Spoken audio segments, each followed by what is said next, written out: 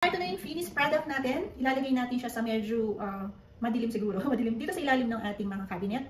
After 10 to 25 days. Ayan. So, ayan lang guys. Try nyo na rin. So, update ko kayo kapag ano na to, pag ilalaga na natin or after 10 to 25 days. Okay. So, ito na yung ating binabad sa asin na mga itlog. Merong fail, 3 yung nabasag. So, ayan. 20 days na ngayon to, ilalaga na natin siya. Ayan. Start na natin. Ilagan muna natin siya. Ito yung pula nang hindi pa siya luto.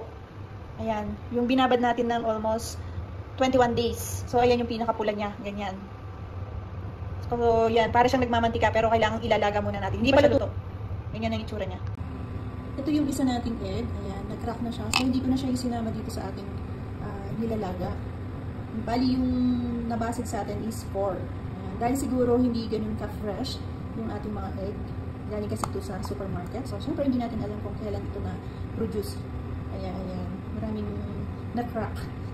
So, nag-crack yan. Hindi ko sinama dun sa pinakulo ko kanina. Pinukod ko na lang siya.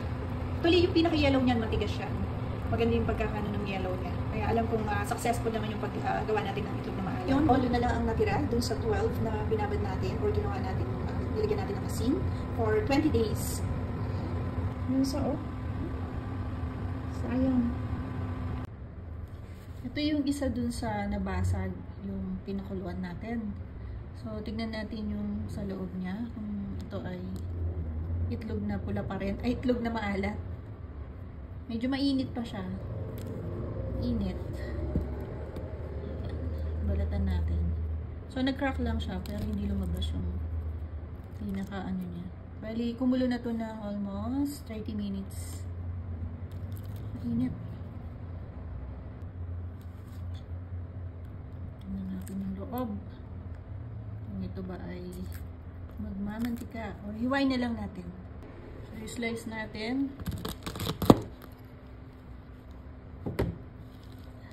Ito siya, guys.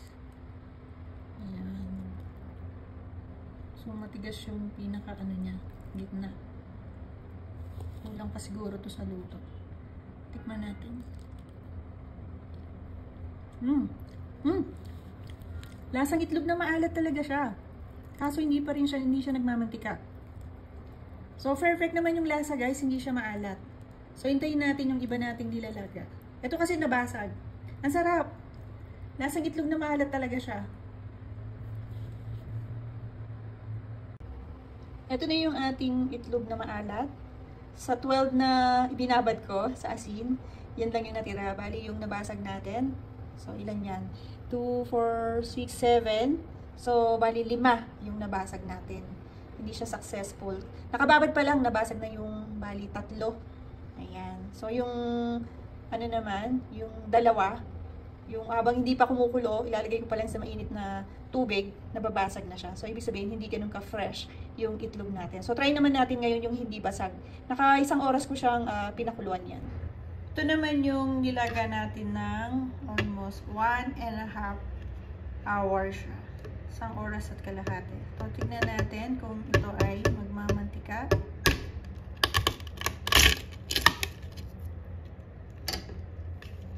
Hindi siya nag-oil.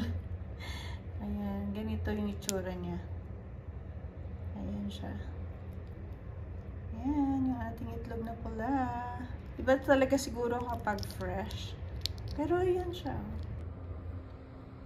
Lasang itlog na pula naman siya. Maalat ito. Ito yung pinaka-white niya.